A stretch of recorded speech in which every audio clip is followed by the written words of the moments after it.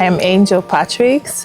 I'm Nigerian, proudly, currently living in Belgium in a very small village called Exarde. It's in the heart of Lokeren. I think my first impression and my perception of Belgium now has definitely changed. First impression was gray, cold, and I mean that literally.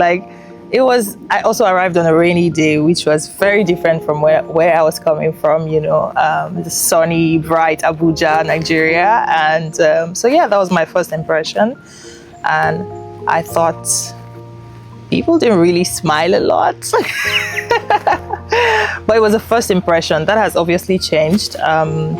For me, Belgium is home now. It's a second home. So that's very different from my first impression of it, because I have lived here for a while and found my way around so many things.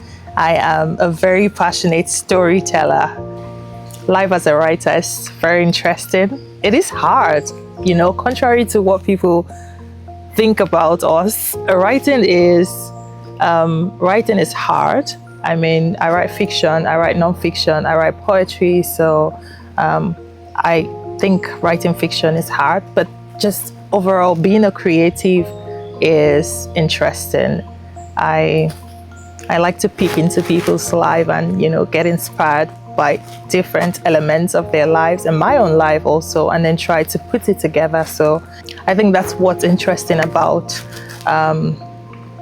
it, and just trying always to express or articulate emotions is something that I really enjoy. I must say that Belgium has really played such a big role in me being a writer, a published one, because you're shifting grounds kind of.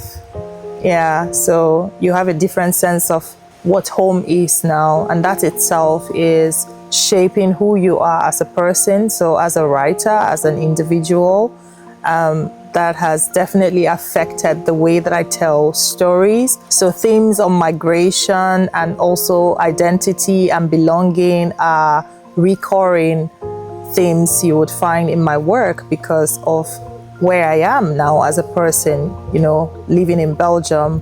I think that I write differently than I used to while in Nigeria.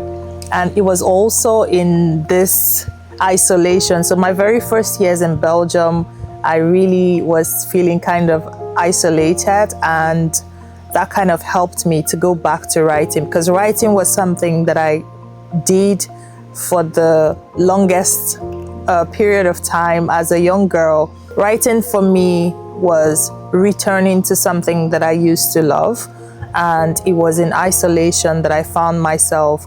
I was searching for something that felt like home.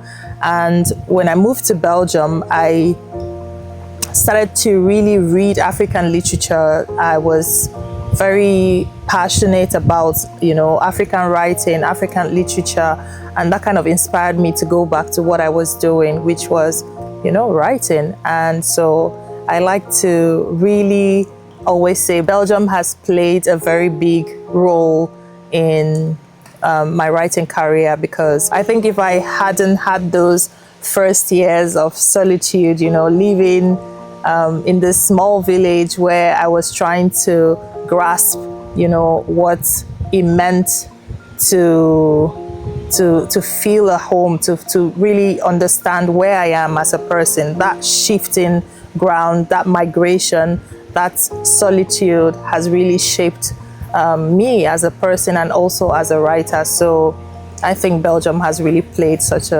moving here has played such a big role in my writing career. My last novel, No Pink in a Rainbow, which was recently published, is about an interracial couple living in Belgium, so a Nigerian and a Belgian, who are trying to navigate grief that came from the loss of a child, and also how the main character, Naomi, was trying to heal in her own ways.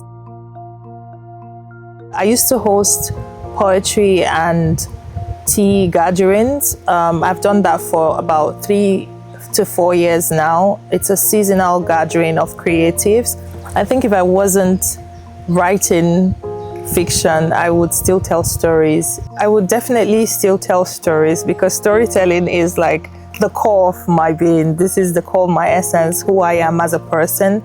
I believe that I'm here to tell stories, and I believe in the healing power of stories. Stories have liberated me, people showing up and just sharing their experiences, whether through fiction or non-fiction, has helped me to feel this sense of not being alone. And I think that's the power and the beauty of telling stories authentically.